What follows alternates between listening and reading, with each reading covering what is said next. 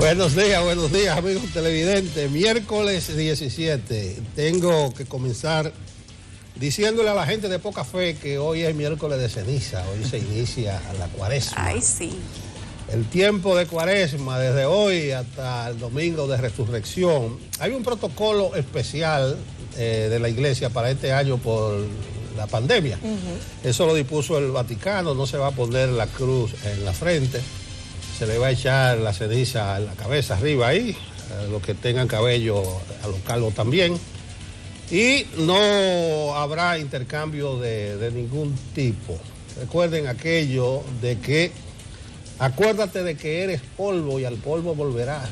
Eso es importante. Solo cenizas quedan. Para aquellos que creen que los ataúdes tienen bolsillo, eso es lo único que queda. Ahí está el miércoles de ceniza. A propósito de ceniza, muchachas, ustedes son muy jóvenes, pero recuerdo el bolero, solo ceniza. Quedará. Versión Javier Solís, Toña la Negra. Y si pretendes, dice la canción, remover aquello de lo que hiciste ruina, solo ceniza encontrarás de todo lo que fue tu amor. Buenos días, inicia el tiempo de cuaresma e inicia Despierta con CDN. Viste, Nelson se despachó con poesía y música. Ya yo no quiero ni trabajar. Ah, no, ya. Cierren este programa. O sea, no cierren el programa, cierren.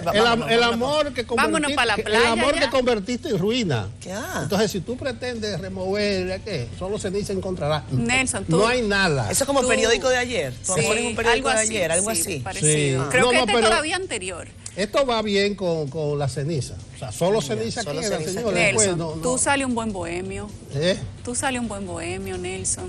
Yo declamaba con los muchachos. Sí, tú tienes, en el sí. barrio, en la Tú serenata. tienes como una vena. Decían que yo era un rapsoda. O sea, ¿Cómo? rapsoda es aquel que declama pequeños trozos Sí. de poemas homéricos. Pero que no llega Atención, poeta. Freddy Ginebra, Señores, recíbanlo allá en Casa Teatro. Señores, vamos a trabajar. ¿Qué tal? No, ya no Miércoles queremos. 17. Ya Catherine y yo no estamos en trabajar, estamos en seguir oyendo. Mira, ya que Nelson ha arrancado con música, por cierto, hay que decir, hoy hay duelo oficial.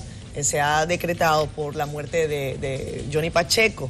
Definitivamente este grande de la música va a requerir, y yo pienso que va a ser así, en momentos fuera de la pandemia, que se le dedique el justo espacio que merece, un homenaje que reúna a los músicos de la República Dominicana, a los músicos, a las personas del arte y a la ciudadanía en general, al pueblo en general, que es el que ha amado su música siempre. Veía yo antes de salir para acá, y qué bueno que Nelson está haciendo apologías o referencias a poesía y a la música, el homenaje que le hicieron acá, y ahí estaba en primera fila Pacheco, pero Alfredo, Sí. el presidente de la Cámara de Diputados, el homenaje que le hicieron acá a Johnny Pacheco, ahí estuvo Oscar de León.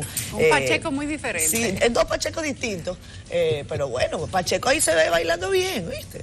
Y yo lo que creo es eso, que hoy es un día de duelo, deberán ondear a media hasta la bandera de la República Dominicana en recintos militares y públicos. Y yo pienso sí que después de que pase la pandemia deberíamos rendirle un homenaje justo al maestro, al gran formador de la Fania, Johnny Pacheco. Por cierto, Ramón Orlando está pidiendo que le den una calle o que el aeropuerto internacional José Francisco Peña Gómez tenga un letrero que diga aquí o esta es la tierra de Johnny Pacheco. Me parece una propuesta más que aceptable. Tú sabes que a propósito de las propuestas para honrar la memoria de Johnny Pacheco, creo que al finalizar la pandemia, el gobierno dominicano podría honrar la memoria de muchos grandes dominicanos que se han ido en la pandemia. Estoy de acuerdo, sí. Comenzamos con Jenny Polanco y hasta ahora terminamos con Johnny Pacheco, y nosotros no sabemos cuántos... Pasando por Víctor Víctor. Claro, claro. No sabemos cuántos otros grandes dominicanos se irán con la pandemia. Sin embargo,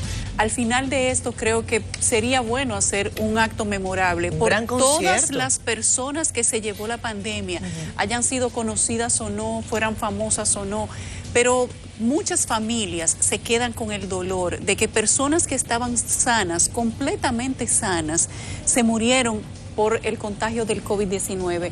Y esto va a ser una etapa que va a quedar marcada en la historia de la República Dominicana, y hacer algún tipo de recordatorio, de evento memorable para todas esas familias, incluyendo los dominicanos que se han ido, que han sido personas conocidas, pues tal vez sería un aliciente o una quizás tendría el efecto de un sentido abrazador, de una pasadita de manos y de ungüento para los ciudadanos que perdieron familiares y para la sociedad que perdió personas connotadas. Dos buenas iniciativas, tanto alguna inscripción en el Aeropuerto de las Américas, la tierra de Johnny Pacheco, como ese gran homenaje. Yo creo que eso es muy pertinente. Tengo entendido que Pacheco, sus restos serán velados en Manhattan. Así es. Ojalá, bueno, estamos en tiempo de pandemia. Yo iba a decir que se parezca algo a lo de Celia Cruz, que fue un grandísimo acontecimiento, aquel mortuorio de Celia Cruz. Memorable, y todavía mucha gente visita su tumba en el cementerio de El Bronx. Vamos a los titulares. Más hospitales se suman a la vacunación contra el COVID-19 en su primer día de aplicación. Oposición ataca al presidente Abinader por no vacunarse de primero. Consejo de Educación se reúne para analizar vuelta a clases presenciales. 2 familias dominicanas secuestradas en la frontera con Haití. Este miércoles analizamos el clima de entrevistas y posibles acusaciones de la justicia contra políticos exfuncionarios, con Servio Tulio Castaños, vicepresidente de Finjus. Además, conversamos sobre la recuperación económica de los pequeños y medianos comercios con Porfirio Peralta, director general de Promipyme.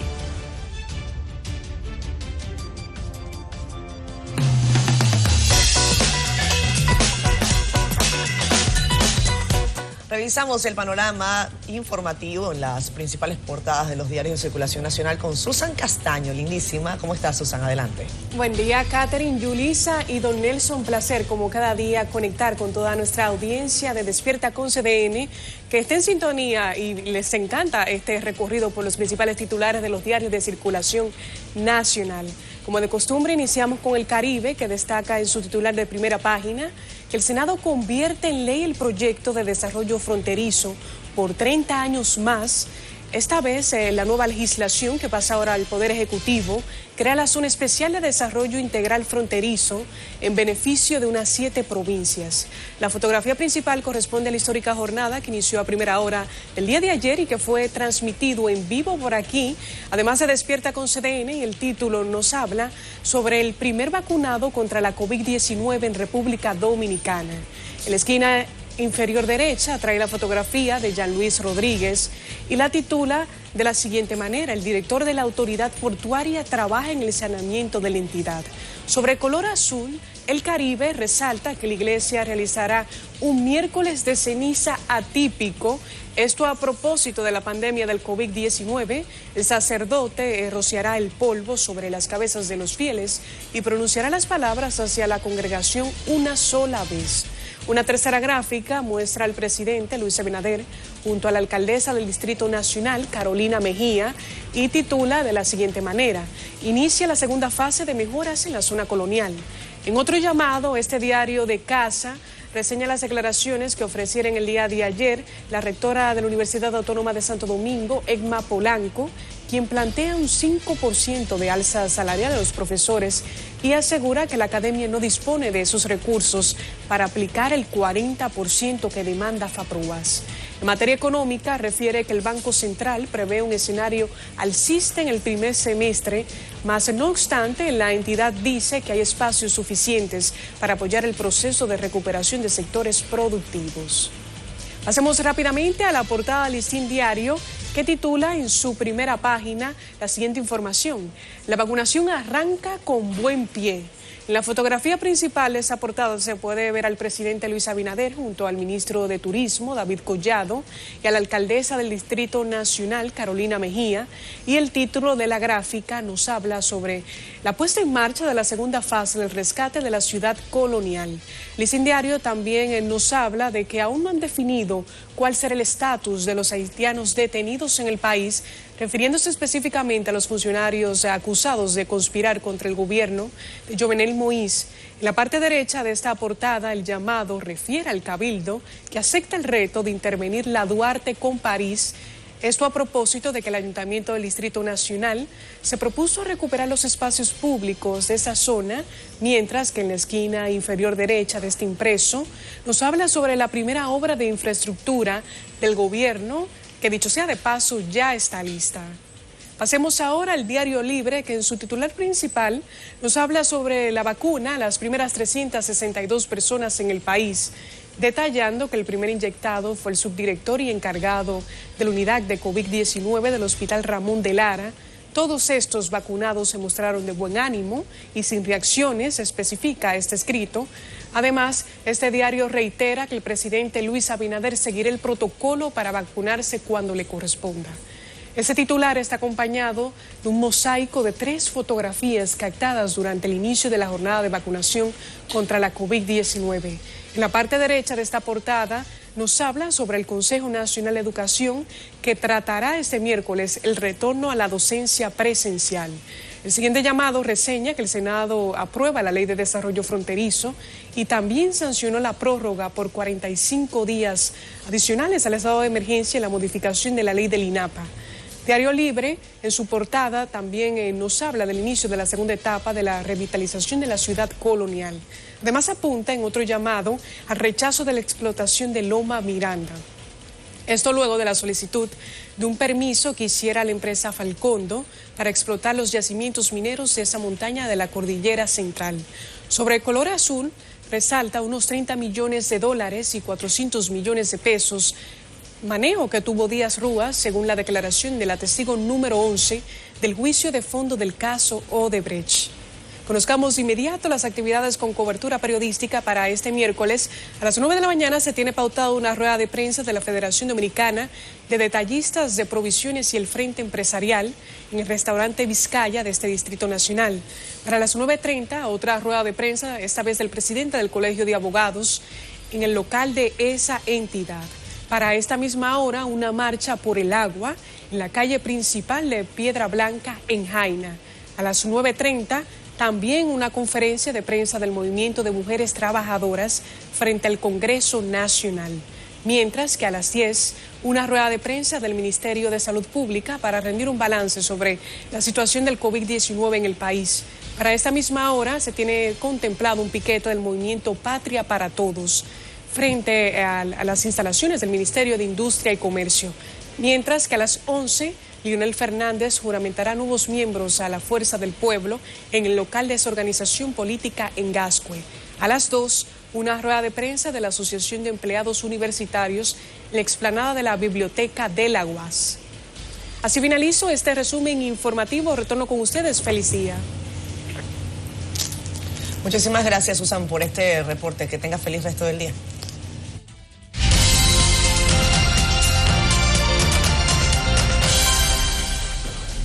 Vamos de inmediato a las condiciones del tiempo. No hay mucho cambio.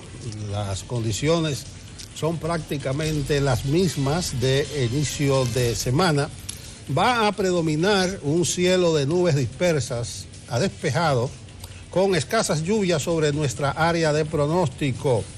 Se recomienda en la costa atlántico, desde Cabo Engaño, eso en la provincia de la Altagracia, hasta Punta Gorda, provincia del Ceibo, a los operadores de frágiles y pequeñas y medianas embarcaciones permanecer en puerto por vientos y olas anormales que superan los 7 pies de altura. Para mañana jueves se estará aproximando a nuestro territorio una vaguada frontal, aumentando ligeramente el contenido de humedad sobre nuestro territorio para favorecer nublados acompañados de chubascos. Eso es para mañana. Hoy las condiciones del tiempo están nítidas, vamos a decirlo así. Hasta aquí el estado del tiempo. Con Nelson Suriel. Yo incorporé un nuevo criterio climatológico. ¿Cuál? Condiciones nítidas. Nítidas. Sí, la de hoy. Eso es propio de él ahora. Jim Suriel, agárrate y ven a coger tu trabajo antes de que Nelson te tumbe. Vamos a conectar ahora con las personas que nos escriben por Facebook Live. Por cierto, hay comentarios para Susan aquí. Susan, no te vayas muy lejos. Dice José Rodríguez, buenos días al trinomio perfecto. Le hago un llamado a todos los banqueros de lotería para que sean solidarios con las familias, los estudiantes, y puedan disponer de conectar de 5 a 10 estudiantes de aquellos que no tienen conectividad. Dice Dios y la sociedad se lo agradecerá. Yo creo que sí, que es cierto. Jonathan Morales, Nelson, excelentes palabras para el miércoles de ceniza. Ramón Vázquez, buenos días desde Brooklyn, Nueva York. Kelvin Manuel González desde Cabarete, Apolinar Sánchez, Giovanni Collado, dice que se han cerrado varias instituciones del gobierno y todo ese dinero no se está yendo para la izquierda. Él se pregunta por qué entonces quitaron las ayudas sociales. Mel Argüello, saludos equipo, buen día Mel, ¿cómo estás? Giovanni Collado, si la flexibilidad del toque de queda ha dado fruto y ya está la vacuna, ¿qué necesidad hay de mantener más el estado de emergencia?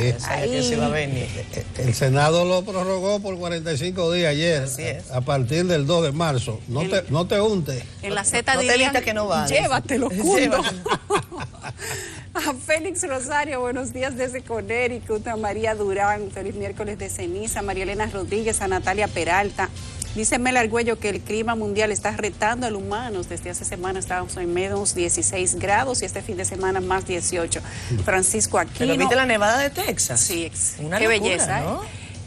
Dice Cristian Chávez que nos tiene una sorpresa muy pronto. Buenos días a Wilson Jaime, a Francisco Aquino, a Génesis López, a Ernesto Martes y a María Durán. Lindo día para todos, dice María. Lindo día para ustedes también. Nos vamos a una pausa. Regresamos con más. Esto es Despierta con CDN. Gracias a ustedes por el favor de su sintonía. 7:24 minutos de la mañana. Hablamos de COVID-19 y sobre todo de cifras oficiales. El Ministerio de Salud Pública reportó este martes 532 nuevos casos de coronavirus, resultado de 4.882 muestras que procesaron en las últimas 24 horas. También notificaron 16 fallecimientos, 3 de ellos en las últimas 24 horas. Ya suman hoy en la cifra 2.975 las muertes por la pandemia en República Dominicana. Casi 3.000 personas fallecidas, 3.000 familias por lo menos impactadas por el COVID-19. Con estos nuevos contagios se eleva a 231.095 los casos acumulados. De ellos, 179.097 se ha recuperado satisfactoriamente, 49.023 siguen afectados. Hay 49.023 casos activos, ese es el dato. El boletín epidemiológico también reporta que hay 764 camas ocupadas por contagios de COVID, 245 personas están en cuidados intensivos y 127 están en ventilación mecánica. Hay 534 trabajadores de la salud afectados por COVID-19 en lo que va de pandemia, 305 embarazadas, 24.386 personas con menos de 20 años, para los que piensan que los jóvenes no se contagian. Mire, yo quiero dar un par de datos de ese boletín, de los índices, los indicadores. Todos están a la baja, muy a la baja. Los que nos siguen tendrán una idea clara que venimos hace día hablando de ocupación de cama UCI 54, 55, ocupación de cama COVID en sentido general 43, 44, ventiladores, pero ya miren por dónde va el asunto. La cama COVID, la ocupación es de un 28%. Las UCI un 46%, ventiladores ocupados 31%, positividad diaria 16% y de las últimas 4 semanas 15%. Lo único que ha subido en los últimos días es la letalidad. Ayer se situó en 1.29, más 1 respecto al boletín anterior. Entonces usted dirá, estos son indicadores positivos y como decía un televidente, y ya llegó la vacuna, fiesta y mañana gallo. No, yo creo que no. El lunes próximo vence el decreto que establece las actuales restricciones, los horarios de cierre de negocio y de prohibición de circulación. Pero creo que no debemos nosotros relajar ahora las restricciones, bajar la guardia en atención a que los indicadores están bajando.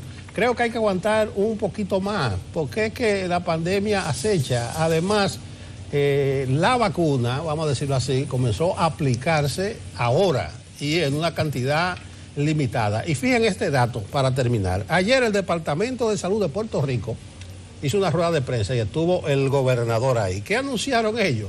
Que hay un caso de la variante británica de la COVID-19 en Puerto Rico. Una mujer procedente de Europa, no dicen de qué país, que hizo escala en Estados Unidos, llegó a Puerto Rico. Claro, ellos aclaran, eso fue en enero, a finales de enero. Lo decimos ahora porque tuvimos que mandarla, igual que aquí, a Atlanta para verificar, pero miren ahí. La cepa británica, la variante británica en Puerto Rico, que eso es como decir ahí al lado.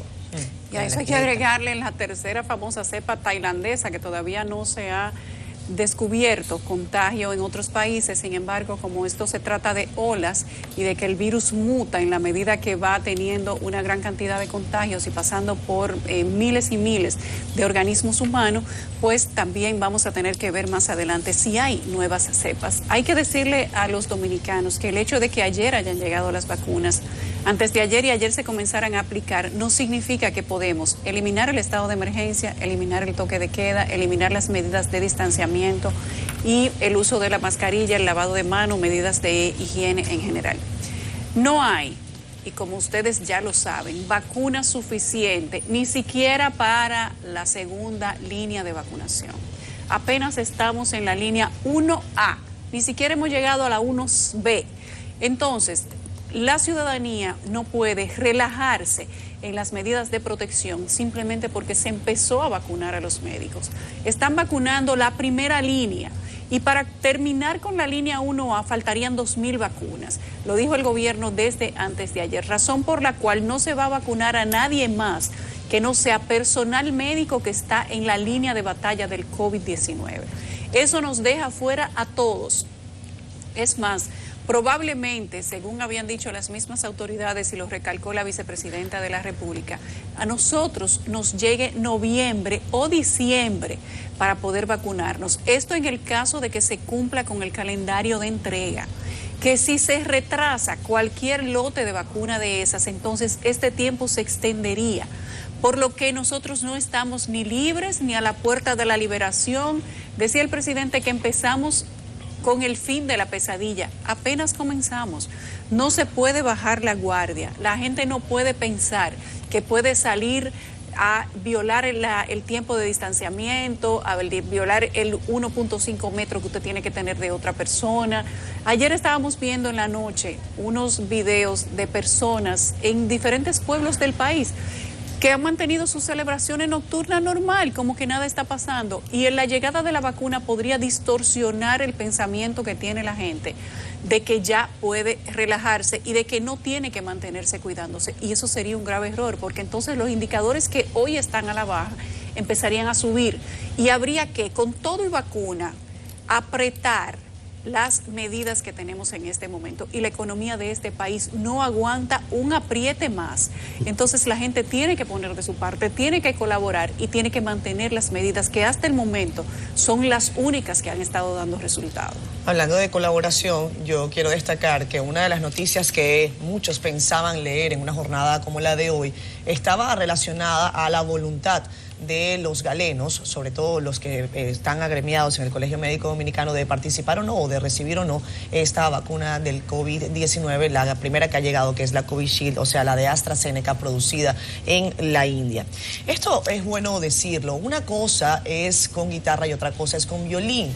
Hace algunas semanas veíamos a un Waldo Ariel Suero, que nosotros hemos saludado el discurso que ha tenido en distintas oportunidades de la pandemia, llamando precisamente el distanciamiento social, llamando a que se mantengan las medidas, en fin, pero en donde fue criticado al decir que ellos no iban a usar otra vacuna sino la de Pfizer, que ellos no estaban de acuerdo en recibir otra vacuna sino la de Pfizer. Pues lo que hemos visto en la jornada previa es que el médico que está allí en la zona caliente no discrimina necesariamente de cuál es la marca que me van a poner. En una reunión que sostuvieron los gremios de la salud, específicamente el Colegio Médico Dominicano con el Gabinete de Salud del pasado domingo, se mostró esa buena voluntad. Yo creo que en aquel momento Waldo Ariel Suero se fue un poco más allá de lo que debía. Y después quizás le entró un aire de reflexión, porque no hay escenarios perfectos en medio de una pandemia, en medio de esta guerra global contra el coronavirus que ha sesgado la vida de por lo menos 3.000 o casi 3.000 personas acá en la República Dominicana, ni hablar de lo que está pasando en el mundo. También digo que una cosa es lo que reflejan las encuestas, que es, recuerden, una fotografía del momento, y otra cosa es lo que se muestra efectivamente cuando ya el Plan Nacional de Vacunación avance.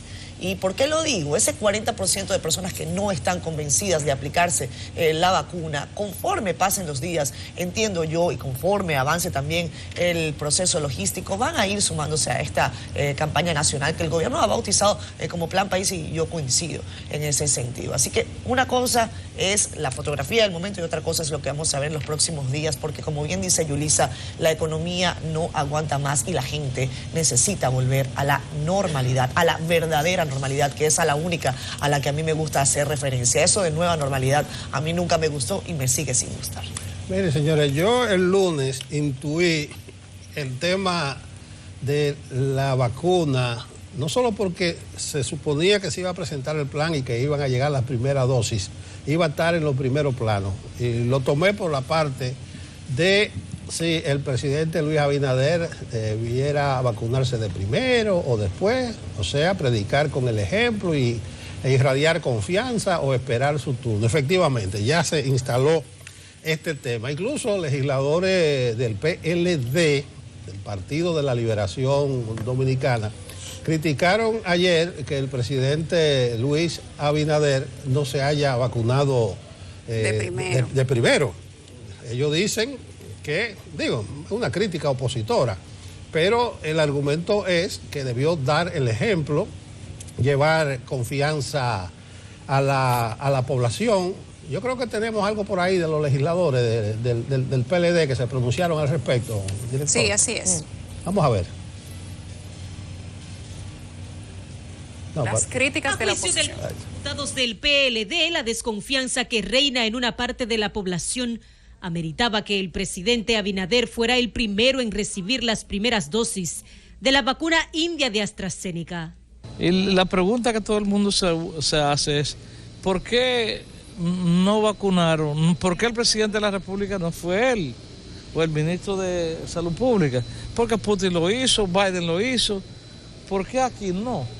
Nos llamó mucho la atención de que el presidente Abinader no hiciera ese ejemplo que ha hecho todos los países. Es la excepción y ojalá que eso no lleve un desasosiego con relación a la mayoría de la población, porque ustedes saben que hay mucha incertidumbre. Pero el criterio de los PRMistas es que este aspecto es irrelevante, razón por la que llamaron a la clase política a integrarse para garantizar el éxito del plan de vacunación. Luis ha sido reiterativo en la igualdad ante la ley, ante la sociedad. Es decir, no es la primera vez que él quiere ajustarse a lo preestablecido. De que el presidente no se lo hiciera, no creo que eso tenga ese significado, porque entendemos que de acuerdo a cómo se vayan ubicando la vacuna, la gente que tiene la parte negativa va a ir poniéndose positivo. Está legitimado el plan de vacunación, ha dado resultados positivos en Gran Bretaña, ha dado resultados positivos en casi toda Europa. Para el exministro de Salud Pública, lo inmediato ahora es crear las condiciones necesarias para que la población objetivo pueda acceder a inmunizarse contra la COVID-19. Tenemos que generar la confianza necesaria para que el 100% de los dominicanos y las dominicanas con capacidad de decidir se decidan a recibir el biológico. El gobierno está dando muestra ha hecho toda la diligencia posible que no la han hecho otros países. De acuerdo con lo dispuesto por el Gabinete de Salud, el plan de vacunación se llevará a cabo en 3 fases, cada una con 3 meses de duración. Yarilis Calcaño, CDN. Yo entiendo que la oposición tiene que hacer su trabajo y encontrar la manera de sacarle punta a cada cosa que haga el gobierno, porque realmente ese es el trabajo de la oposición, y el gobierno defender lo que hace, porque ese es el trabajo del gobierno y cada quien tiene que asumir su papel. Sin embargo, hay discusiones que podrían ser estériles, que si el presidente se vacunó de primero cuando todavía faltan 2,000 vacunas para vacunar solamente a los médicos que están luchando con el COVID, a mí me parece que no habría sido elegante que el presidente, faltando vacunas, se vacunaran el presidente y probablemente los funcionarios, como está sucediendo en Perú, donde se han vacunado casi todos los políticos antes que los médicos, y eso sí ha generado un escándalo. 3 renuncias de ministros van en apenas unos días de que llegó el primer lote de vacunas de Perú, que fueron unos cuantos miles, también bajitos, igual que en República Dominicana. Y la crítica es que antes de vacunar el personal de primera línea que está luchando con el COVID, se vacunaron primero los funcionarios. Eso creo que sí se habría visto mal. El presidente debería vacunarse pero ¿por qué no esperar a cuando le toque, como todos los ciudadanos? Si se quiere hacer una campaña de confianza para que la gente empiece a vacunarse, esa campaña se puede hacer cuando llegue el lote con el que se van a empezar a vacunar la generalidad de los dominicanos. A mí, en vez de verlo como una falta, lo veo como un acto de respeto cuando él dice que todo el mundo se tiene que vacunar cuando le toque y él es el primero que está dando el ejemplo. Lo que pasa es que entre críticas nos pasamos el día a día del país. Lo único diferente o incorrecto que veo en esto, y es donde se da el doble discurso, es que la vocera de la presidencia había dicho anteriormente que el presidente iba a ser el primero en vacunarse cuando llegara el primer lote de vacuna, sin importar quién fuera el suplidor. Entonces, hoy, el que quiere atacar con eso, específicamente la oposición, le saca ese tuit de la vocera del presidente y entonces le dicen, pero el presidente no se vacunó. Ese es el papel de la oposición. Y ciertamente en algún momento tienen que pegarla porque no les ha ido bien en los últimos meses, pero también hay que entender que con el COVID-19 no se puede hacer política. Este es un compromiso del país, es un compromiso de Estado y es la única batalla en la que se entiende que todos nosotros como ciudadanos, como dominicanos, incluidos los extranjeros, porque Catherine tiene que sumarse a esta lucha también, que ella es dominicana por corazón, claro, y todos sí, los haitianos, venezolanos, rusos, todos los que están aquí tenemos que luchar porque el país salga adelante de esta batalla del COVID-19. Esto no es para hacer política. Bueno, vamos a ver el cambio un techo y retomamos el tema de la vacuna. La calle, el tránsito, las soluciones viales. José Urtecho con nosotros. Dura la calle. Camine por la acera, dijo el presidente aquel. Buenos días, Capi. Gracias, don Nelson. Un saludo grande al equipo y vamos de inmediato al tránsito en la ciudad de Santo Domingo. Desde temprano en el día de hoy hay una patana averiada en la salida del puente Juan Bosch, circulando desde la zona oriental hacia el Distrito Nacional y ha generado congestionamiento que inicia en la entrada al túnel de las Américas. Cruza el túnel, el puente Juan Bosch, y este tapón llega hasta donde está esta patana ocupando el carril derecho de la vía. Estamos sugiriendo utilizar el puente flotante, que prácticamente está completamente viable circulando desde la zona oriental. Una segunda opción es usar el puente Mella, que este último está generando congestionamiento desde la avenida Faro Colón hasta la subida al puente Mella. Más adelante en la México se aprecia lentitud a la altura de la Doctor Delgado circulando hacia el oeste. Hace un momento teníamos un dron sobrevolando el puente de la 17 y se aprecia que el tránsito está fluyendo bastante rápido. Sin embargo, en la subida al puente está complicado desde la avenida Fernández de Navarrete hasta la subida al puente. Más adelante, otro pequeño congestionamiento en la rotonda de la Padre Castellanos con Pedro Livio Cedeño circulando hacia el oeste. A los que transitan desde Santo Domingo Norte, lentitud en el tránsito como habitual, desde la Emma Balaguer hasta la subida al puente. Un poco más adelante se aprecia algo de lentitud en la Máximo Gómez con Tunti Cáceres, circulando hacia la John F. Kennedy. Esta última generando tapón habitual desde el expreso Quinto Centenario y se extiende hasta la subida al elevado de la Ortega y Gasset. La Kennedy en sentido desde la Luperón hacia la Lope de Vega se aprecia lentitud a partir de la Doctor de Filló hasta la avenida Lope de Vega.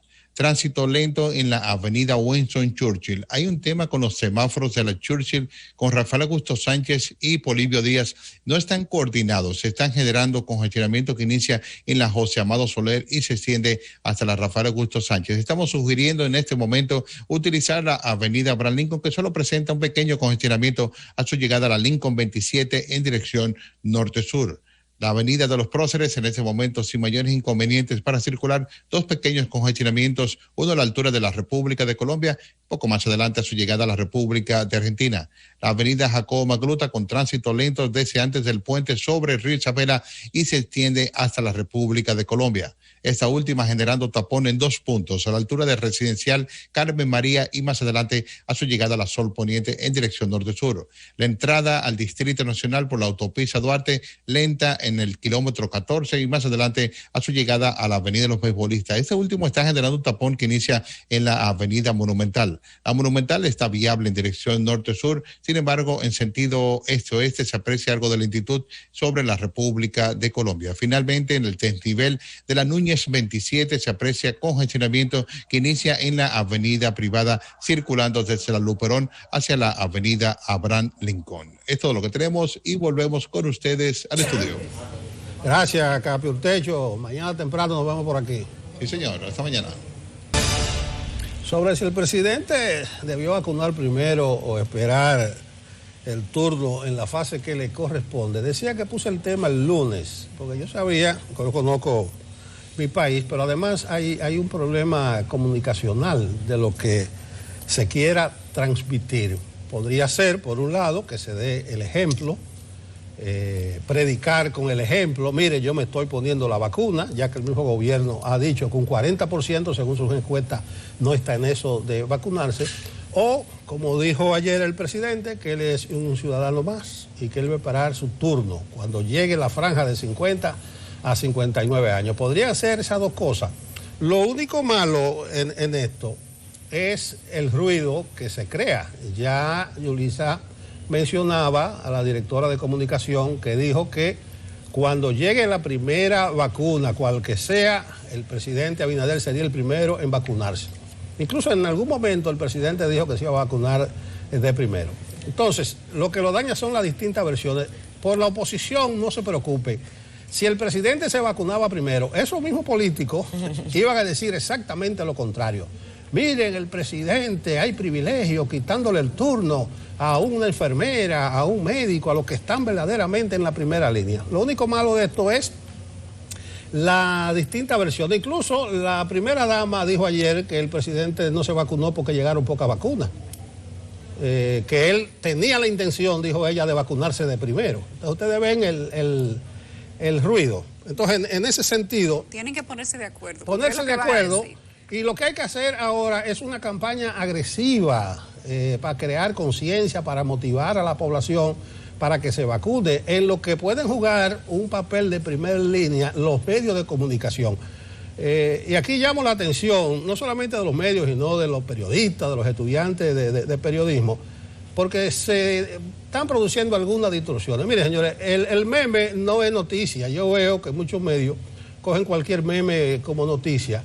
Y además de eso, la responsabilidad social en esta coyuntura de los medios es gravísima.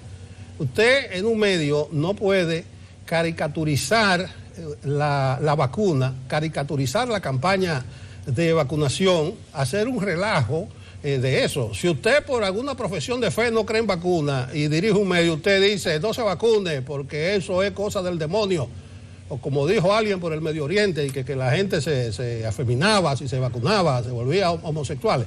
Pero la responsabilidad de los medios no es hacer relajo con esto. Lo digo en función de que veo que se llevan los memes a primerísimo plano y se echan un poquito al lado los criterios que deben regir esta profesión, y más cuando es de responsabilidad social frente a la comunidad nacional católica. Eso es un buen punto, Nelson, y precisamente sobre eso quería hacer una parte acá en Despierta con CDN, porque está de más decir la situación crítica en la que vivimos en la República Dominicana y en el mundo, y los periodistas no estamos exentos de esa realidad.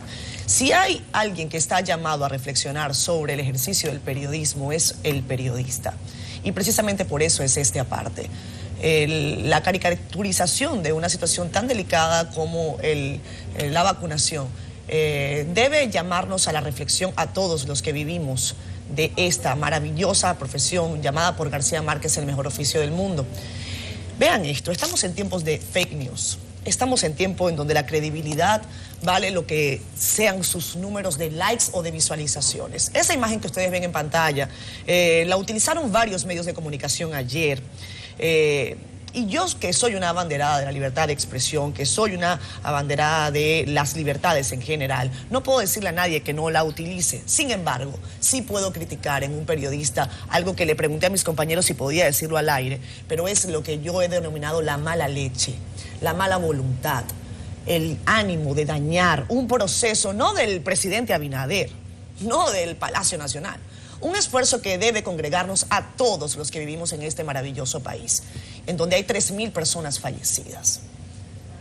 Ese es el ánimo que debe envolvernos a los que tenemos como función social informar. Utilizar estas imágenes en contra de imágenes que llamaban precisamente a el proceso de vacunación deja mucho que desear. Y no solamente la utilización de la fotografía. Ese texto decía cosas como las siguientes, y voy a citar. Dice: llama la atención que los militares, los primeros en ser vacunados son militares, quienes no tenían la posibilidad de rechazar el cumplimiento de una orden. ¿Qué es eso? Informar. Eso se llama mala leche. Eso se llama mala voluntad. Porque además ese texto está fijado en el Hospital Ramón de Lara. Y ese texto no describió absolutamente nada de lo que ocurrió allí. Solamente se enfocó en hablar de una gráfica, de 10.000 gráficas. Podemos hablar también del ejercicio de comunicación que se hizo ayer, pero eso es un punto y aparte. Pero hacer un ejercicio en este momento de mala voluntad periodística deja mucho que desear para los que vivimos y tenemos el compromiso de informar responsablemente en un plan nacional de vacunación que apenas comienza. Solamente ese aparte quería dar. Vamos a pausa. No se puede hacer política ni se puede hacer relajo con la campaña de vacunación. Esta guerra contra el COVID no le pertenece a ningún partido político y no le pertenece a ningún gobierno, le pertenece al país. Y además mofarse, burlarse de las personas que se están vacunando en medios de comunicación nos hace quedar muy mal a todos, claro, porque es un irrespeto a las personas contagiadas, a los que se están poniendo en primera línea porque les toca para ponerse la vacuna, pero además contra los que se murieron por el COVID-19 y contra las familias de esas personas que murieron contagiadas del COVID-19. Hay que hacer un mejor ejercicio periodístico y a los medios de comunicación no nos luce. Eso no nos luce porque se supone que nosotros tenemos que poner el ejemplo, dignificar no solamente la profesión, sino dignificar el momento. Y la campaña que ha puesto en marcha el Estado Dominicano, no un gobierno, no un presidente, no un ministro de Salud Pública, es para todos los dominicanos, incluidos militares, profesores, urbanos, periodistas, artistas, médicos, le toca a todo el mundo. Y mofarse de la gente que se está poniendo la vacuna nos hace quedar muy mal.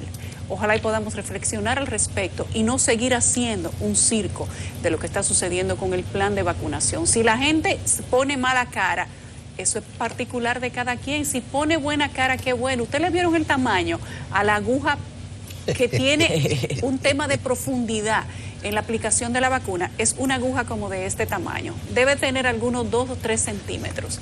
Y yo creo que nadie tiene que ponerse contento cuando le van a aplicar, a introducir una aguja de ese tamaño. Pero eso merece una burla. Merecen estos médicos, este personal sanitario de primera línea. Mírenla ahí la aguja, señores.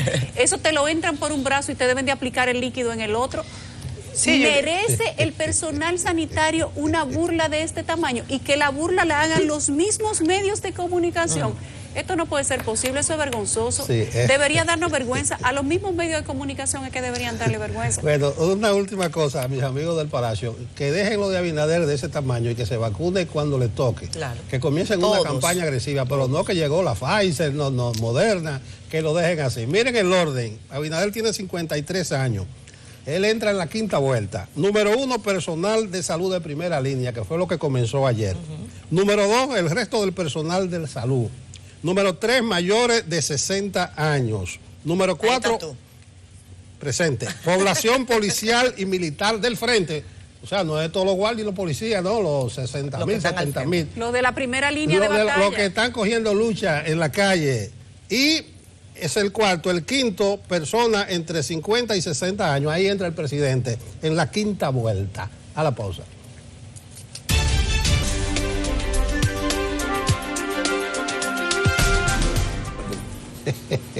Sergio Tulio Castaños, vicepresidente de la Fundación Institucionalidad y Justicia, conocida y reconocida como FINJUS, nuestro invitado de hoy, mi caro amigo.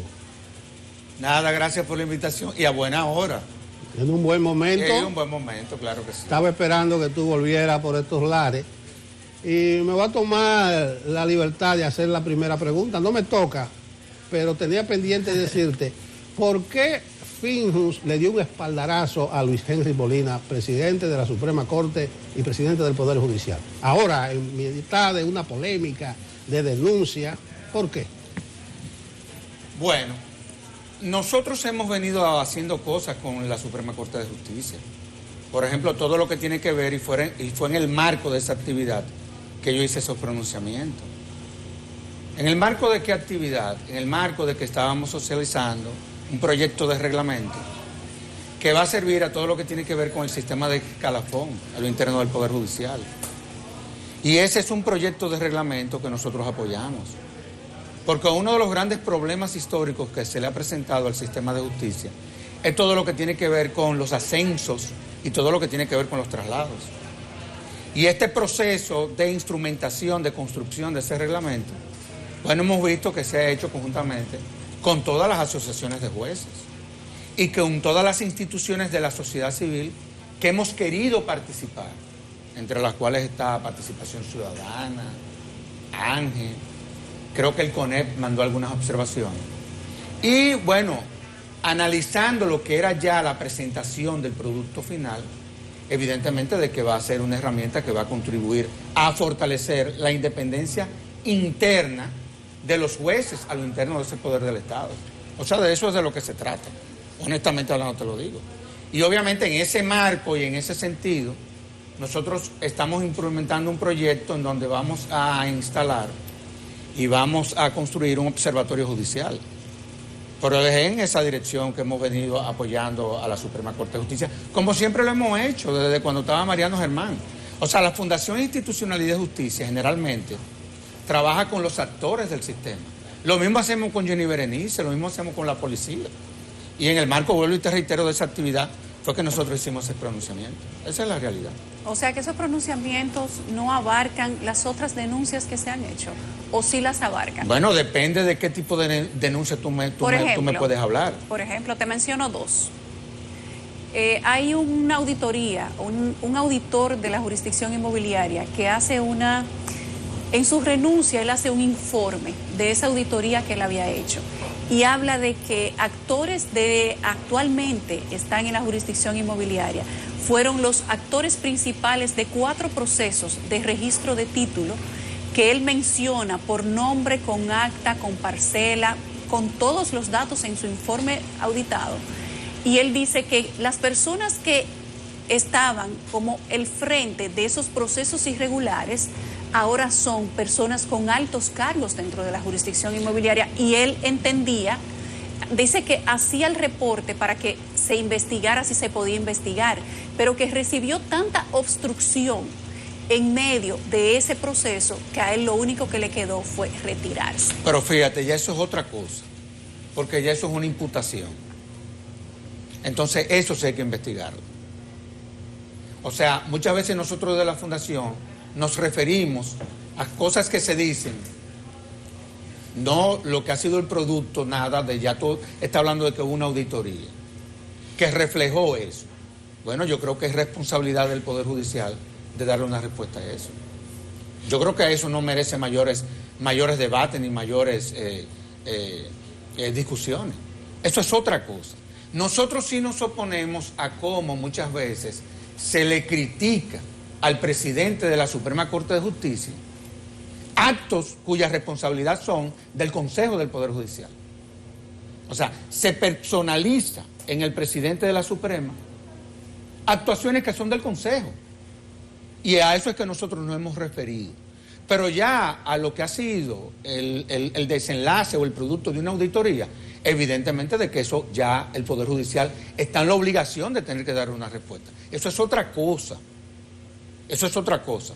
Otra cosa es también, nosotros hemos visto que el Colegio de Abogados ha puesto hasta querella en contra de el presidente de la Suprema Corte de Justicia. Bueno, habrá que ver cuáles son los fundamentos que está utilizando el presidente del colegio para fundamentar eso. Eso habrá que investigarlo también. O sea, nosotros como fundación no nos oponemos a que frente a cualquier preocupación se abre una investigación. Nadie se puede oponer a eso. O que en el marco de un trabajo de investigación, el trabajo pueda reflejar que pudieron haberse presentado situaciones que tienen que ser aclaradas. ¿Quién se puede oponer a eso? Ahora vuelvo y te reitero, sí a nosotros nos preocupa muchas veces cómo actuaciones que son, vuelvo y reitero, del Consejo Nacional, del Consejo del Poder Judicial, entonces se le atribuyen al presidente de la Suprema Corte de Justicia. Y así no. A eso es que nosotros nos referimos. Honestamente, cada quien tiene la responsabilidad de explicar sus actuaciones. Servio Tulio, y frente a cualquier duda o frente a cualquier imputación, bueno, ya eso tendrá que el Consejo del Poder Judicial hacerla.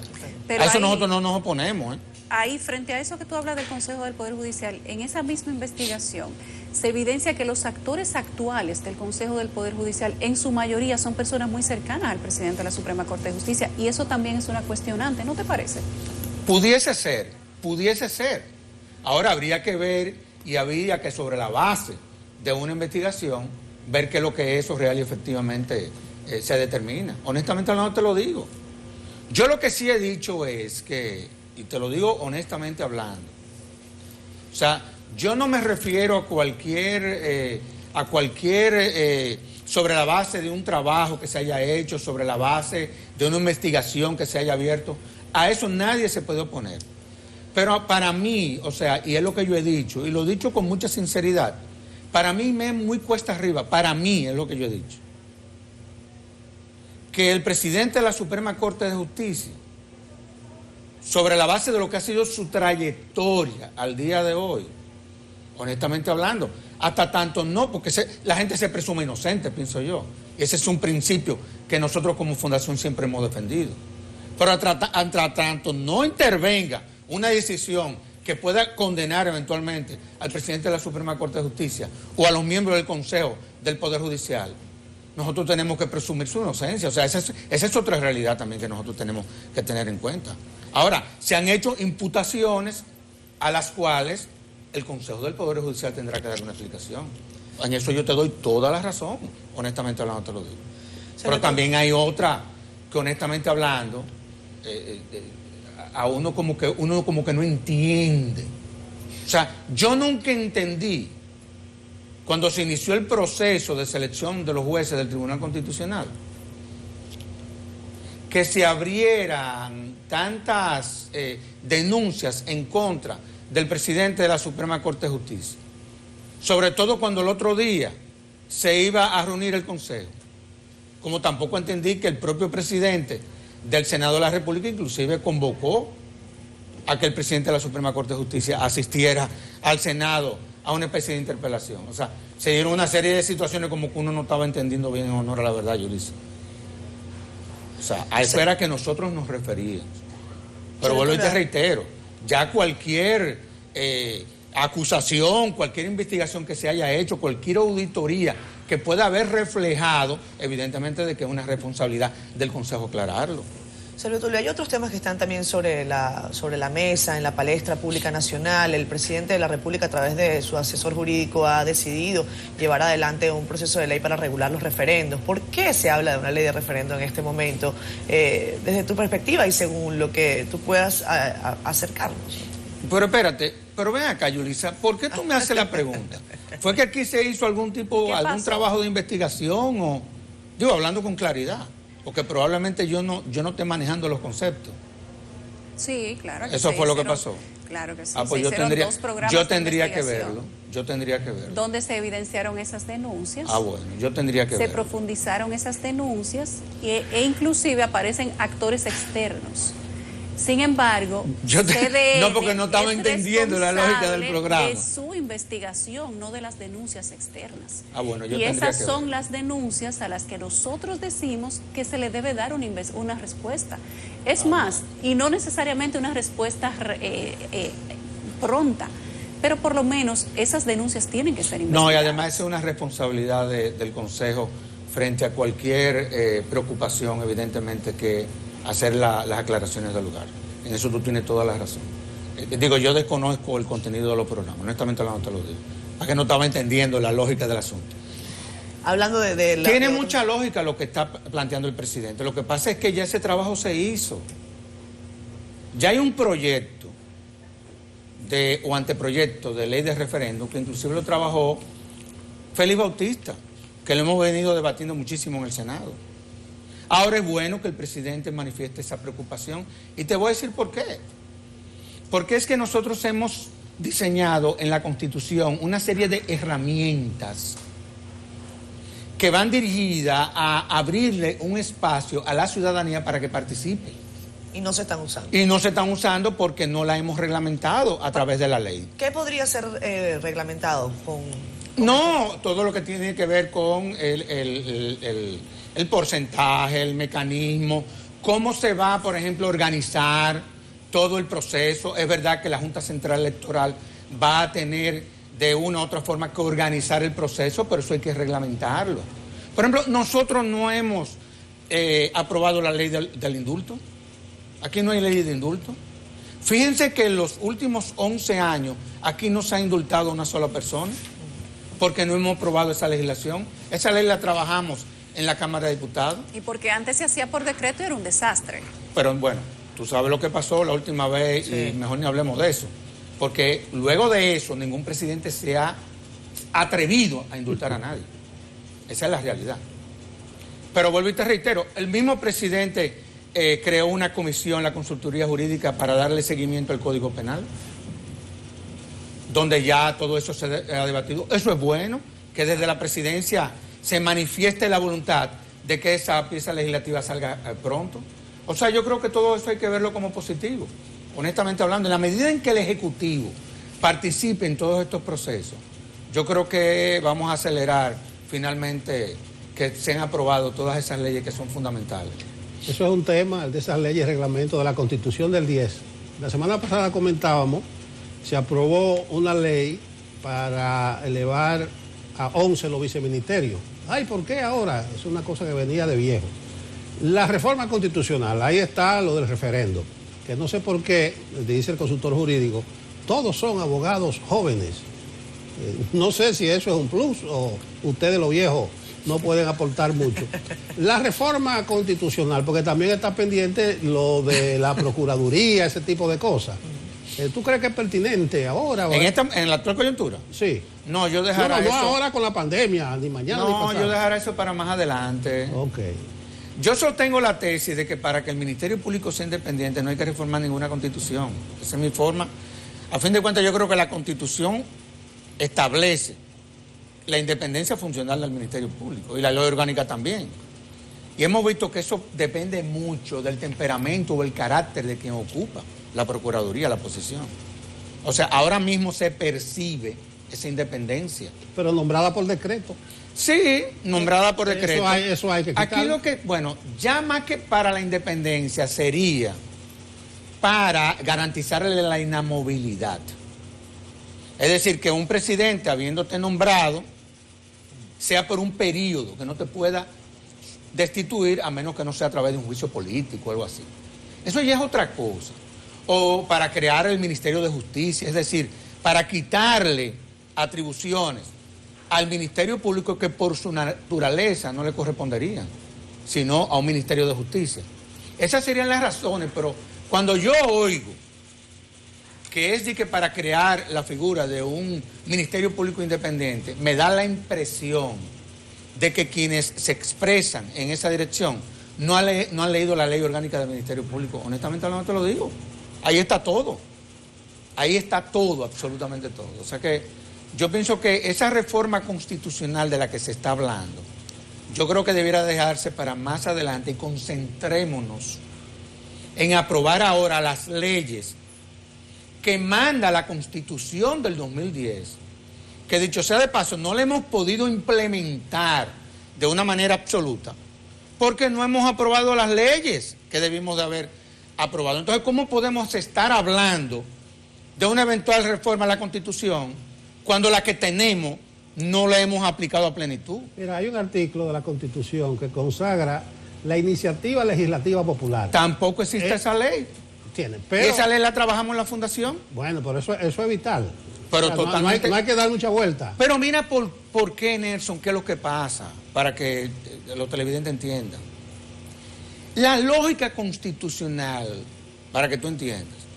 Nosotros, anterior a la Constitución del 2010, nosotros teníamos una constitución liberal. Una constitución liberal se fundamenta sobre la base de la representación. Y nosotros le cambiamos la lógica a un Estado social, democrático y de derecho.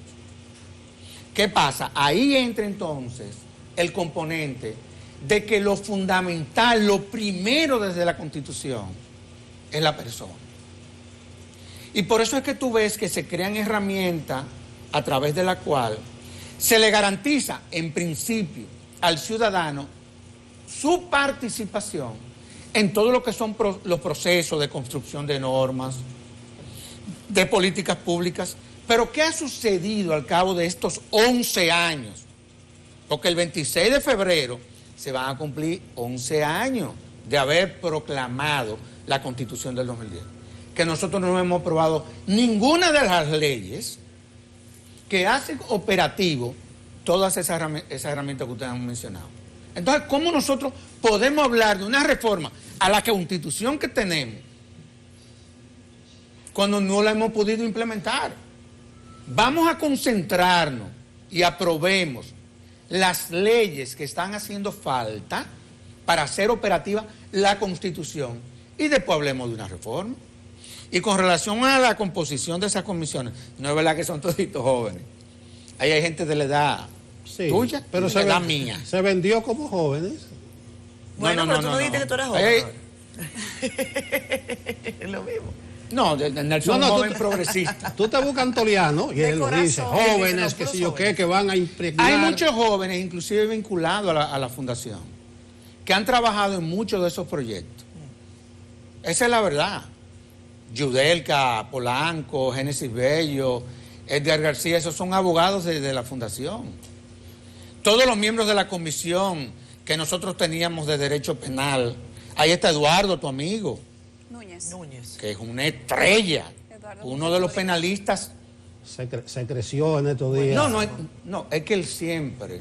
Bueno. Lo que pasa es que ese caso le dio la oportunidad para que quien no era abogado lo conociera. Sí, pero ese muchacho es uno, digo muchacho porque yo puedo ser su papá, por eso ese joven es uno de los penalistas que mejor manejan la hermenéutica, la cientista penal. Se graduó en Alemania.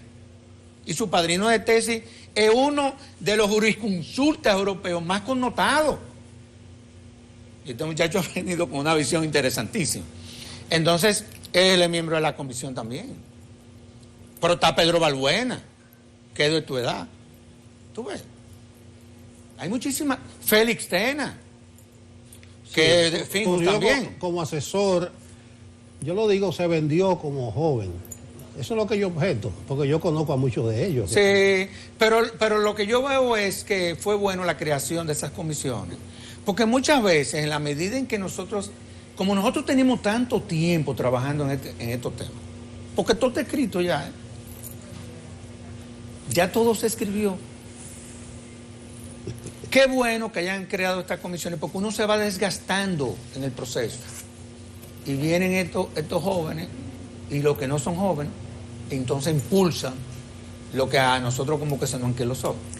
O sea que yo saludo la creación de todas las comisiones. Servio Tulio, hay ahora una especie de, digamos que de escarceo del Ministerio Público en busca de justicia, de recuperar dinero robado, de profundizar en temas de corrupción y inevitablemente esto vincula a personas del gobierno saliente. Personas que tuvieron posiciones muy altas, tal es el caso del ex administrador del Banco de Reservas, ex ministro de Finanzas, asistente del presidente, etcétera. Decían dos importantes miembros de ese partido saliente, aquí en esa silla donde tú estás, que eso es retaliación política y que simplemente el Ministerio Público es un instrumento del gobierno porque cada vez que ellos tienen un evento le hacen un allanamiento a alguno de sus miembros. ¿Cómo tú ves ese tipo de declaración? No, yo no estoy de acuerdo con esa visión. Yo creo que todo el que haya ocupado una posición pública, es más, nosotros cuatro estamos expuestos a que el Ministerio Público permanentemente nos cite y nos investigue. Claro. Por ejemplo, en el caso de nuestras declaraciones ante impuestos internos. O sea, nosotros estamos impuestos permanentemente, más quien ocupa una posición pública, que tiene que rendir cuenta. Acuérdate que tú haces una declaración cuando tú entras y tienes que hacerla cuando tú salgas.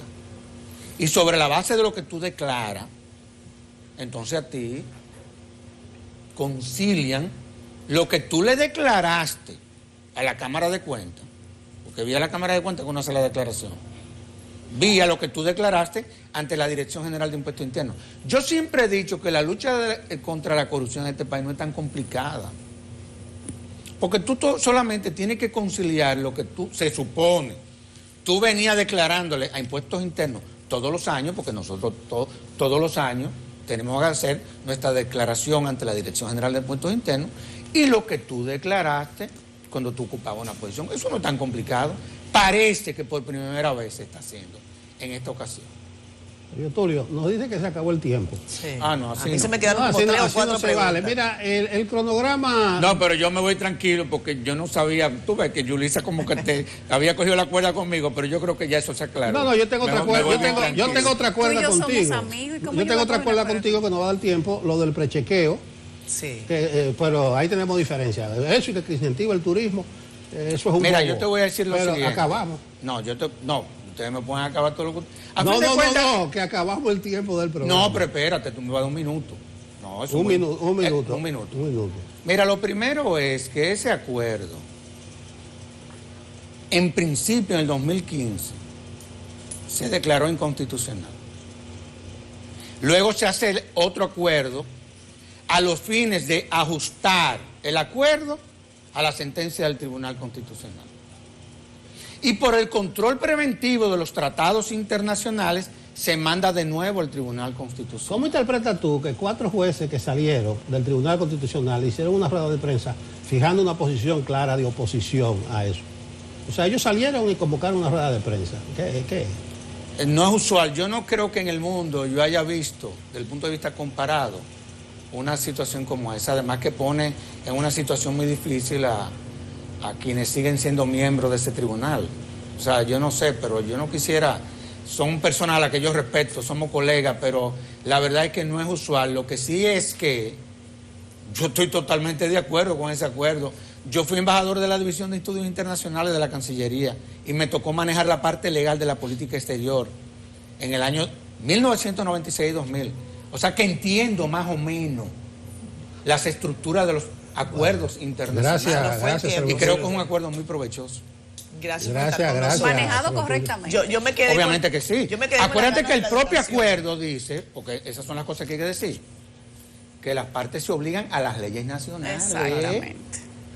Nosotros no estamos renunciando. Aparte de que ese anexo es un anexo afín a la Convención sobre Refugiados que nosotros ratificamos en el año 1978 y es ley interna entre nosotros. Pero con las leyes nacionales nosotros le sedaciamos. Ya eso es otra cosa. Sedaciamos la seguridad nacional de Estados Unidos desde aquí contra terrorismo. De aquí afectamos nuestra política de fugitivos para ver quién va para allá, pero ese tema no nos va a dar tiempo. Gracias, Sergio. Pero lo podemos tratar cuando tú quieras. No, yo sé que sí. Porque esas son de las cosas pero no te pierdas. de las pocas cosas, de las muy pocas cosas que yo sé. No te pierdas, Sergio Tulio. Oye, son de las muy pocas cosas que yo sé. Sergio Tulio no vio el programa de Yulisa porque estaba fuera del país. Sí, así. ¿No te hará daño viajar tanto?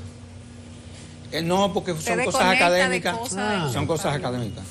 Estrictamente académicas. Es que después te desconecta y te ponen a dar opiniones que no te favorecen. No es otra cosa. No. Lo que pasa es que cuando contactamos a Sergio Tulio, no estoy fuera.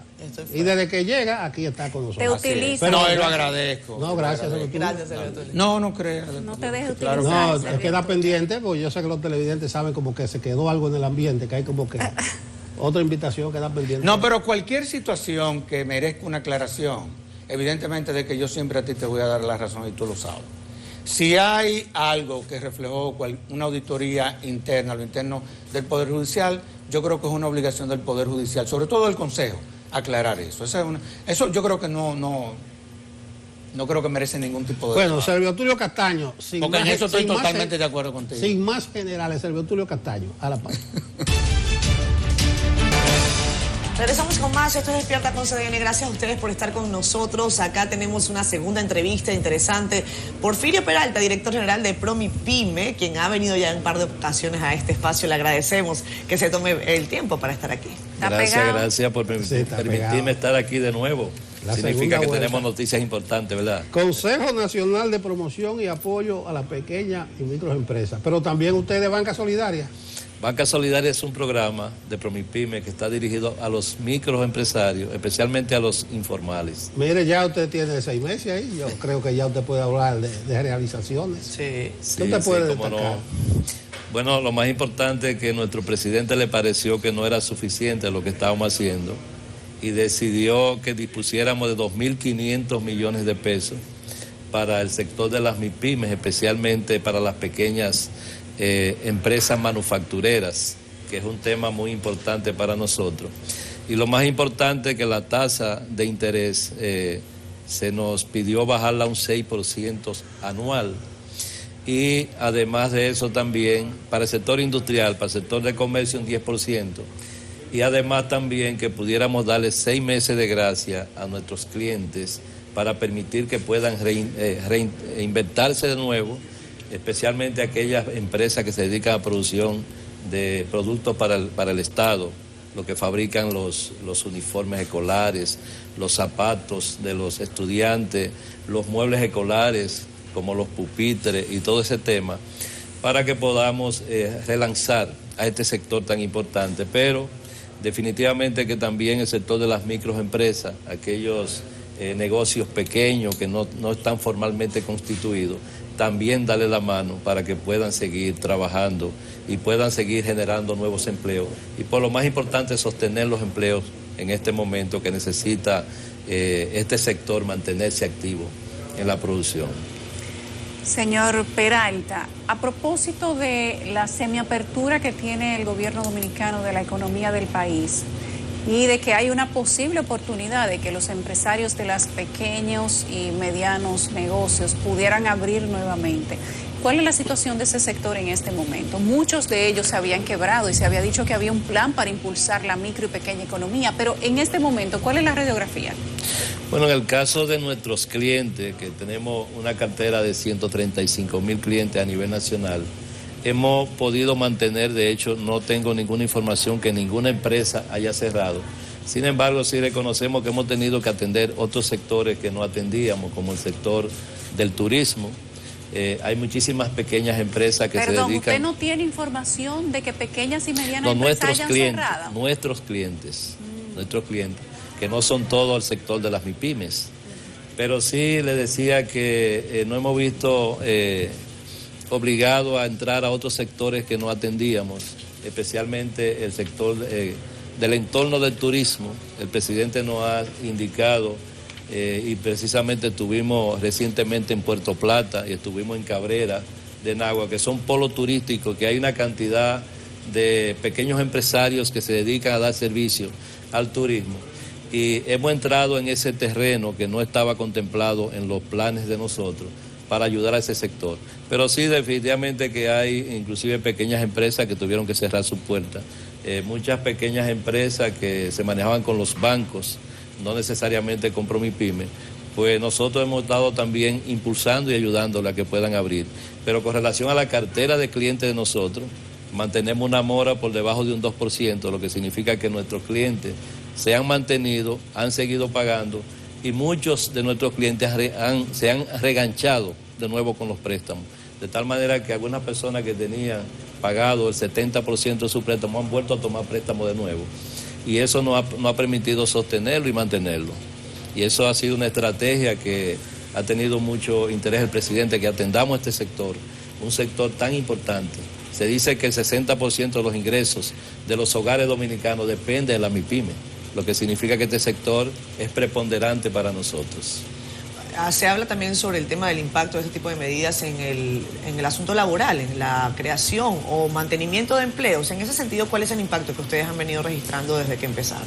Sí, nosotros pues en lo que fue el acuerdo que hicimos de la reactivación de la economía a través de la MIPYME, pues hemos tenido que auxiliar a muchas empresas que no estaban con nosotros. que quizás por su situación económica en el momento de la pandemia no fueron calificados en la banca formal. Y nosotros pues con cierta flexibilidad hemos atendido a ese sector y estamos inmersos en este trabajo. Estamos visitando las provincias, ya hemos visitado muchas provincias, la semana que viene estaremos en Atomayor y El Ceibo, que son una de las provincias que el presidente nos ha indicado que tienen cierta debilidad y que necesitan el apoyo de nosotros.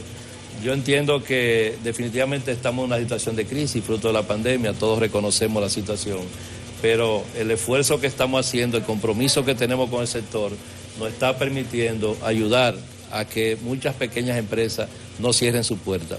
Ahora mismo con los préstamos que tenemos a tasa de 6% anual, la más económica, la más barata que tiene el mercado ahora mismo, y la facilidad de que cuando se va a hacer inversiones, compra de equipo, maquinaria, se le da un 6 meses de gracia. Esto pues ha redundado en beneficio de este sector y la gente se está animando. Hay mucha gente que está visitando nuestras oficinas a nivel nacional, solicitando préstamos, estamos dando respuesta a este importante sector. La morosidad, usted ha dicho que está por debajo del 2%, por lo menos la de banca solidaria, el gobierno anterior decía que era 1 o menos. Es que ha aumentado el número de morosos producto de la situación. Tenemos que reconocer que fruto de la situación, la mora ha subido, sin embargo, es muy tolerante el nivel que tenemos y estamos satisfechos con lo que hemos logrado. Porque, como decía alguien, ¿verdad?, que el pobre paga bien. Sí. Danilo Medina era que decía eso. Que el pobre no es mala paga. El pobre no es mala paga, sí. Sí, definitivamente que especialmente los microempresarios, darle un crédito a ellos que nunca califican para la banca formal es una gran oportunidad y ellos cuidan su crédito para poder reenganchar de nuevo, para poder coger otro préstamo. De hecho, ya cuando un cliente de nosotros ya tiene más de 2 préstamos que ha pagado bien, nosotros entonces también le damos ese préstamo a una sola firma, lo que significa que ellos tienen un compromiso con cumplir con sus pagos. Ustedes están haciendo algunas capacitaciones también, por lo que he estado revisando, además del tema de los préstamos. Bueno, la clave para este sector es una combinación entre colocar recursos financieros y además darle formación y capacitación. En este momento estamos trabajando ya con la apertura de una plataforma tecnológica a nivel nacional para meternos en las pequeñas empresas de noche a las 8 de la noche en cualquier provincia del país y llevarle el curso de formación sobre administración de pequeña empresa, manejo de costos, que es un tema que a mí mismo me preocupa muchísimo, porque muchas veces estas pequeñas empresas no tienen conocimiento de cómo manejar su costo. Y el compromiso de nosotros es promover el desarrollo y la sostenibilidad de este sector tan importante. Para los que llevan anotaciones, Porfirio no es un inventado, un aparecido. Él fue director de Promipyme en el gobierno de Hipólito. Sí. Los 4 años, creo. Tuve 3 años ahí, luego estuve en el PRA ayudando con los apagones. Sí. Ese era un tiempo, esa era la coyuntura, ahora la pandemia. Sí. Le tocan tiempos difíciles a usted. Quiero decirle que ya hemos colocado, pasamos los 3.000 millones de pesos después que llegamos a esta nueva gestión. Y hemos beneficiado a más de 50.000 micros y pequeñas empresas, lo que significa que nosotros, no con tanto dinero, ayudamos a muchísima gente en el país. ¿La mayoría están en Santo Domingo o en las provincias? Sí, la mayoría están aquí en Santo Domingo, en el Gran Santo Domingo, pero estamos en todas las provincias del país y en muchísimos municipios también. De hecho, ya vamos a seguir aperturando oficinas, estaremos abriendo una nueva oficina en Cabrera, una parte de un municipio de María Trinidad Sánchez que me ha sorprendido por la cantidad de clientes, por la calidad de los clientes. No sabía que se movía tanto negocio en Cabrera y estaremos aperturando. También estamos planificando abrir en Elías Piña, que no tenemos oficina ya y que también hay un movimiento fuerte, especialmente de pequeños empresarios. ¿Y discriminados en qué sectores están esos créditos? El comercio, básicamente. Hay mucho negocio en Elías Piña, fruto del intercambio con Haití. Y estamos también ya preparándonos para abrir allá. Es posible que podamos crecer de una manera rápida, fruto de la demanda y de la apertura que hemos tenido en esta gestión, porque, como usted decía, Banca Solidaria se quedó precisamente en los microempresarios. Hoy prestamos hasta 7 millones de pesos y estamos atendiendo a pequeñas empresas que no eran beneficiadas en la gestión anterior. Bien, pues muchísimas gracias al señor Porfirio Peralta, director de Promipyme, por estar acá con nosotros en Despierta con CDN. Hacemos una pausa y ya regresamos. Diego Sosa, buenos días, desde Hamburgo, Alemania. ¿Cómo andan esos predios?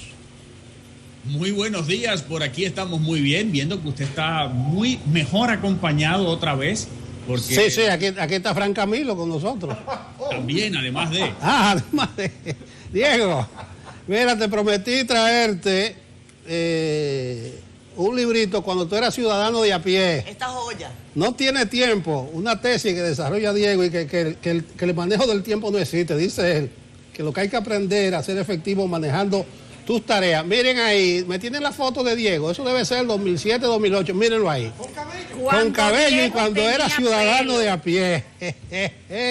Ahora es ciudadano del mundo. Mucho. Te la tenía guardada, Diego, tú te imaginabas en esos tiempos, Buenos días, Diego. Para que veas, uno sigue progresando, no importa lo que haya hecho. Mira, Diego, ¿qué tema tenemos hoy? Nos hablan que de inflación.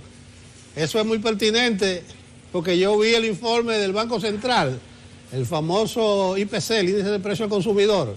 Dice el Banco Central que en enero respecto a diciembre la inflación subió 0.95 y que la anualizada está a 6.23. Además, aquí estamos al grito, no sé allá en Alemania, al grito con el alza de los precios. La inflación, dime, ¿qué hay que hacer para manejarse? Mira, la inflación es el primer impuesto que se le pone al pobre, por lo cual tiene que aprender a manejarse en estos momentos. Yo vengo desde el año pasado anunciando que va a haber inflación, anunciando que lo peor de la crisis no había pasado, sino que viene todavía. No es solamente República Dominicana, en Alemania tenemos una inflación más alta que normalmente, más alta que casi siempre. España está al grito también, porque la fórmula que han encontrado desde la crisis del 2008-2009 para adelante y esta nueva crisis, la solución que han encontrado los gobiernos es endeudarse, es tomar dinero prestado, es imprimir dinero, es sacar dinero a la calle para que la economía se acelere supuestamente, pero eso lleva a que haya más dinero y por lo cual hay más dinero para comprar y como hay más dinero para comprar, también las cosas suben. Nosotros se nos acumula ahora también el petróleo y la caída, que fue donde yo empecé el año pasado diciendo, la caída del precio del peso dominicano que se devaluó en más de 10% el año pasado y por más que usted le dé vuelta, tenemos una componente muy importante de productos importados. O sea, estamos hablando de pollos. Los pollos comen maíz, comen soya, que es importada y esa importación está saliendo más cara simplemente porque está más caro el dólar y además de eso en todo el mundo está más caro todo, por lo cual por más que se produzca en la República Dominicana los precios no van a bajar, sino que usted podría llevar al quiebre a muchos empresarios de la parte de agricultura porque no es por escasez que se está subiendo el precio, es simplemente porque producir cuesta más. Están hablando también de lo que es la parte de lograr menos intermediarios. Bueno, pero si yo saco los productos del campo, voy a tener que pagar gasoil, voy a tener que pagar camión, etcétera. O sea, cada quien cubre una parte de la cadena para que eso llegue al precio final. Entonces hay que ver cómo yo me defiendo de esta inflación, porque la primera parte que quería mostrarles es que esto no va a bajar. O sea, la inflación no es que mañana van a decir, bueno, vamos a hacer esto y lo otro, va a bajar el precio. No, ahora más que nunca usted tiene que estar completamente presupuestado, o sea, no puede dejarle a la suerte a dónde va a ir su dinero. Si antes usted se manejaba con lo que tenía en la cuenta, hoy no puede hacerlo. Hoy tiene que manejarse con lo que su presupuesto le dice. O sea, usted dice, yo voy a utilizar en el supermercado tanto.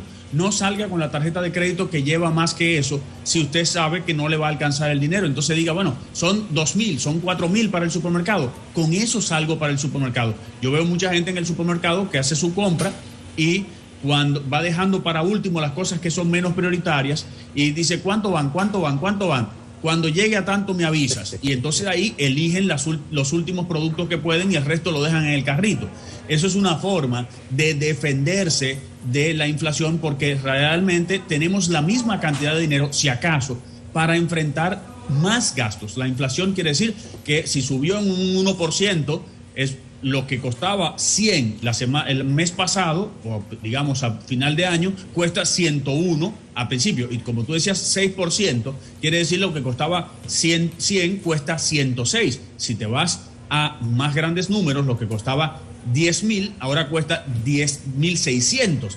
Y así hay que buscar 600 más. Y no hay forma muchas veces de buscar esos 600 más, sino que hay que acomodar mis gastos. No se puede desperdiciar. Hay que ver y decir, bueno, no voy a salir con dinero más de tanto a la calle, porque cuando salgo con ese dinero lo gasto, aunque sea en un refresco, en una pizza, en un dulce. No tengo el dinero. O sea, tengo que presupuestarme, tengo que ser cuadradito ahora para poder llegar a fin de mes. Además, hay gastos que hay que reducir, por ejemplo, gastos con intereses de los préstamos.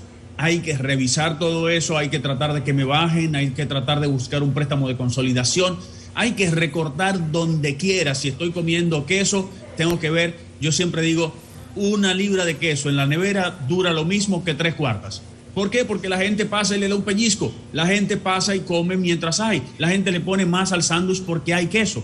Entonces es hora de comenzar a recortar. Si no es que tengo que mudarme a un queso de menor precio, que tal vez hasta me gusta más, pero estoy comprando el más caro porque es más caro. Tengo que comenzar a revisar todo, dónde va mi dinero, y eso se hace con un presupuesto, con una hoja de presupuesto, que usted presupueste y diga qué es lo que yo quiero. Y de la única forma que usted puede lograr subsistir en esta inflación y en cualquiera es reservando su dinero, haciendo ahorros, porque hay meses que van a ser más caros también. ¿Cuándo tú vienes por aquí, Diego, por Dominicana, para que nos vayamos al diálogo con ese tema?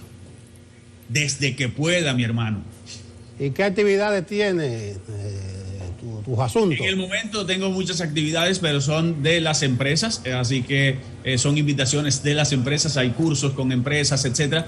Estamos muy activos y muchos coaching de financieros con las personas, algunos buscando como usted en qué invertir. Eso está muy interesante también. Gracias, Diego. ¿No añora tu pelo, Diego? No, de verdad que no.